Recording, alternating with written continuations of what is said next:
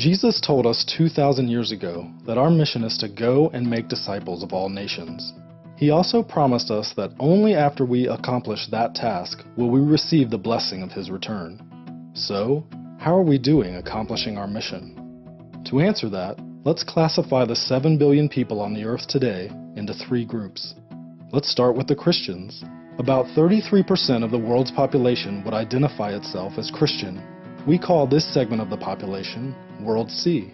C for Christian. It's important to remember that not all of the people that fall into World C are true believers in Christ. They merely identify themselves as Christian because of nominal belief in Jesus, or because they live in a country where everyone is considered Christian, so they would do the same. Next, there's the 38% of the world that has access to the gospel but has chosen not to follow Jesus. They have Bibles in their language, churches nearby, friends or co-workers who are potentially Christians, or access to other Christian resources in their language. These people have access to the good news, but just haven't acted on it yet. This segment of the population is called World B. That leaves us with 29% of the world, just over 1 out of every 4 people on this planet who not only have never heard of Jesus, they have no chance of hearing the good news of Jesus Christ. They have no access to the gospel, no Bibles, no churches, no believers nearby, no chance to learn about Jesus. We call that 29% World A. Now on to missionaries. Only 1 out of every 1,800 Christians in World C decides to serve as a cross-cultural missionary. So, we can pull 400,000 missionaries out of that World C population. That's our total cross-cultural missionary force worldwide. Did you know that 72% of all our missionaries are going to World C?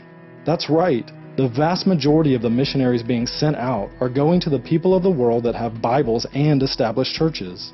25% of the missionaries are sent to World B, where there is already some access to the church and to the Bible.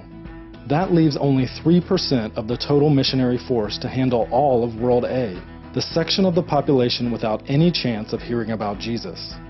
29% of the world has no way to hear the gospel, but we're sending only a tiny portion of our Christian workers to them. What about finances? Annually, all those Christians in World C earn a total of $42 trillion. And, together, they give about $700 billion to Christian causes each year. That includes everything: Christian nonprofits, churches, youth programs, missions, etc. Can you do the math? Less than 2% of Christian income is being given to Christ's causes. Out of that $700 billion given to all Christian causes, only $45 billion is given to missions specifically. That's a little over 6%. In fact, there is more money reported embezzled from the church each year than is given to missions. Remember those 400,000 missionaries? We have $45 billion to support them and their cross-cultural work. But how exactly is it allocated? Well, $39 billion goes to World C every year. Yep, 87% of that missions money is being spent in areas of the world that have Bibles and churches available. $5.4 billion, or 12%, goes to World B each year, those that have access to the gospel message but have rejected it.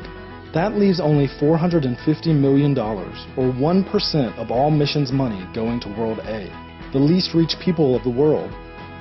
To put that into perspective, annually Americans spend more money on Halloween costumes for their pets than gets sent to World A. To summarize, only 3% of our missionary force, armed with only 1% of missions giving, is going out to reach the 2 billion people who don't have access to the gospel. 2 billion people are still waiting for the good news of Jesus Christ. So here's a question for you. What are you going to do to change that?